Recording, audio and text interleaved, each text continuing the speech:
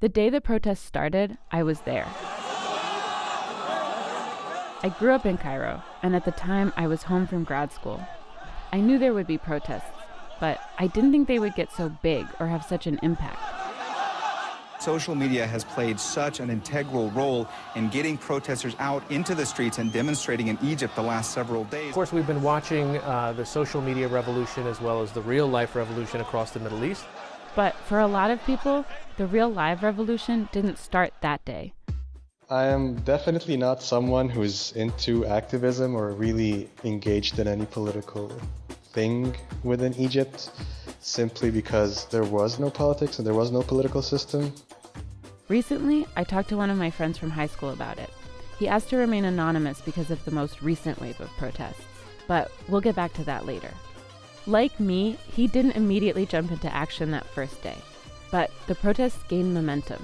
And then I wake up on Friday, Jan 28th, they had cut off internet completely, and they cut off all cell phone service. I actually had to use my landline for the first time in I don't know how many years. So he made up his mind. I was like, screw this, that is way too intrusive and ridiculous. And I was thinking, okay, I need to go down and see this. Next thing I know, I'm in the middle of a huge protest, chanting and being a part of it. Somehow, that dictator, Hosni Mubarak, unified everyone against him. So people I have fundamental issues with on so many levels.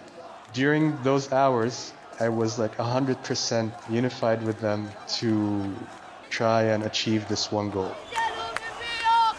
And they did it. Mubarak resigned. The military took power in the interim and began planning elections. But many people questioned its legitimacy and continued to protest. My friend didn't even want to vote. Nonetheless, those elections saw the highest turnout in years. Voting was very exciting for me. It was the first time that I had ever voted in my life. That's Naila Hamdi, a professor in the journalism department at the American University in Cairo. Like my friend, she doesn't consider herself an activist, but she joined the demonstrations on and off. She said the thought of democracy was attractive. I voted at every single election that went on. I haven't missed a single election actually since. But I don't know if I would still continue to vote. That feeling is a little bit dying out for me. So what changed? After the country voted in an Islamist president, Mohamed Morsi, there were more protests. Within a year, the military forced his resignation. In the next election, the military's commander-in-chief Abdel Fattah el-Sisi was a candidate. Hamdi supported him. I just thought that we would have a more democratic country, even if the president came from military background.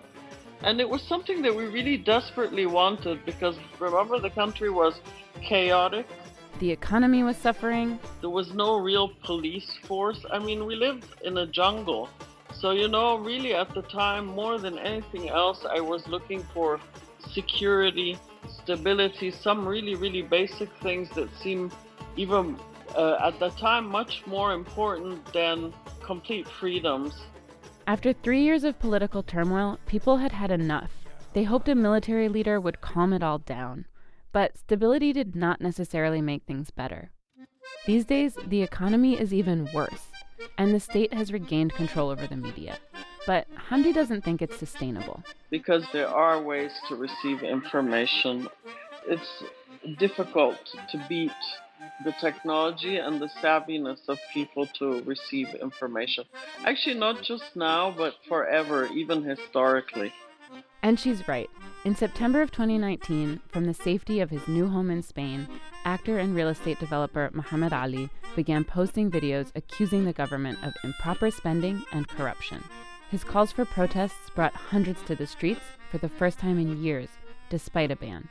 And the government responded with sweeping arrests, detaining over 1,900 people. The people I spoke to are not hopeful for real change anytime soon. It will require a huge group of people acting against their own benefits to maybe have a chance to reform things here. For Philosophy Talk, I'm Shireen Adel.